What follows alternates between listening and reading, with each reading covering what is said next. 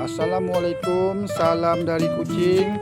Hari ini cikgu nak tunjuk ya hasil semburan racun kulat dan juga baja folia. Untuk mendapatkan hasil seperti ini, yang ini adalah merlot ya. Akak tengok kita sembuh baja setiap 2 minggu, diikuti dengan racun kulat setiap 1 bulan sekali.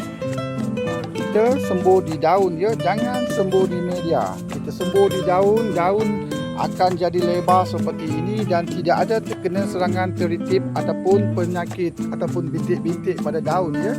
Akak boleh tengok semua brom cikgu dia tidak ada serangan penyakit kulat ya.